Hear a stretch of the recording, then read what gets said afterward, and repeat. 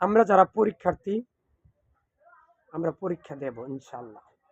ভালোভাবে আমরা পড়ালেখা করব, যা পারি তাই লিখব।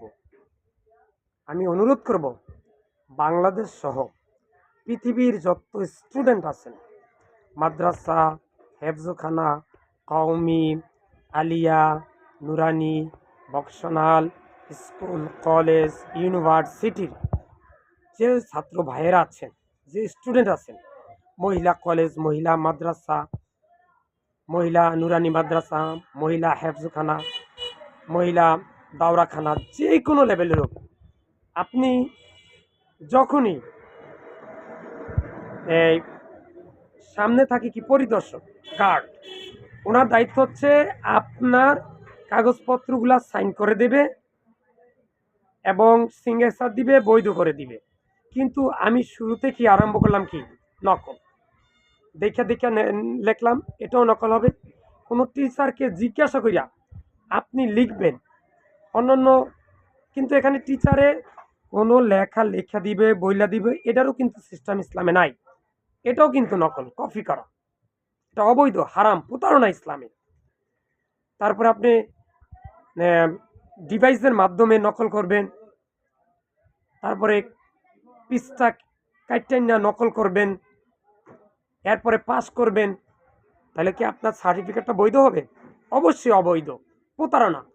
আল্লাহ রাসূল বলছেন, যিনি প্রতারণা করে তিনি আমাদের দলভুক্ত নয়।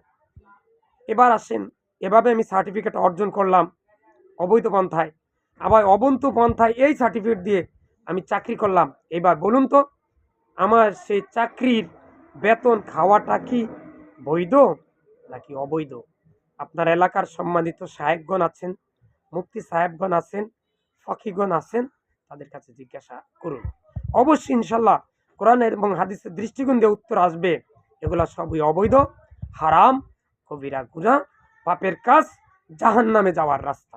তাই আসুন, আজ থেকে আমরা নকলকে না বলি।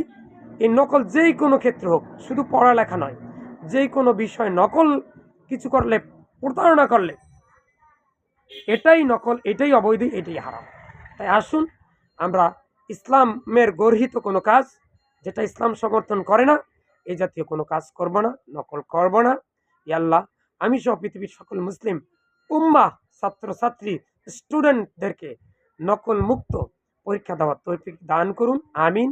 হাতে কাজ মুখে সবসময় লা ইলাহা ইল্লাল্লাহ পড়বেন, 5 ওয়াক্ত নামাজ পড়বেন, নিজে পড়বেন, কম করে দৈনিক 10 জন, 20 জন, 50 জনকে নামাজের জন্য দাওয়াত দিবেন। কু আনফুসিকুম ওয়া আহলিকুম নারা, নিজে দোজখ আগুন থেকে বাঁচতে হবে, আহালকে বাঁচতে হবে, বাঁচাইতে হবে, এবং পরিবারকে বাঁচাতে হবে, আশেপাশের প্রতিবেশীদেরকেও বাঁচাতে হবে।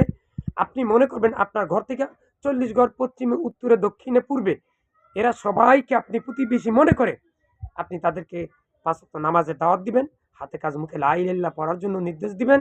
ক্রিকেট খেলা দেখবেন না, খেলবেন না, সহযোগিতা করবেন না, অংশগ্রহণ করবেন না, ইসলাম এগুলো অবৈধ, হারাম। হাতে কাজ মুখে লা ইলাহা ইল্লাল্লাহ পড়বেন, 5 ওয়াক্ত নামাজের জামাতের সহিত অবশ্যই পড়বেন। বেদাত শিরিক কুফরি মুক্ত থাকবেন, শিরিক বেদাত কুফরি মুক্ত শিক্ষা প্রতিষ্ঠানের সন্তানকে ভর্তি করে দেবেন। হাতে কাজ মুখে লা ইলাহা ইল্লাল্লাহ, ভিডিওটা বেশি বেশি করে শেয়ার করে দেন। ইয়া আল্লাহ, আপনি আমার মাধ্যমে 500 মসজিদ প্রতিষ্ঠা করা তৌফিক দান করুন।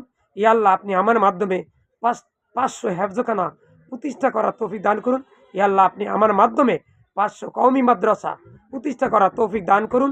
ইয়া আল্লাহ, আপনি আমার মাধ্যমে 200 এতিমখানা প্রতিষ্ঠা করার তৌফিক দান করুন, আমিন। হাতে কাজ মুখে লা ইলাহা ইল্লাল্লাহ, কি পড়তে হবে সবসময়? মুখে লা ইলাহা, হাতে কাজ, মুখে লা ইলাহা ইল্লাল্লাহ। ইয়া আল্লাহ, আমি সহ পৃথিবীর সকল মুসলিম উম্মাহকে তুমি শিরক বেদাত কুফরি মুক্ত রেখে মৃত্যুর সময় মুখে লা ইলাহা ইল্লাল্লাহ পরে যেন মৃত্যুবরণ করতে পারি, সেই তৌফিক দান করুন, আমিন। আসসালামু আলাইকুম।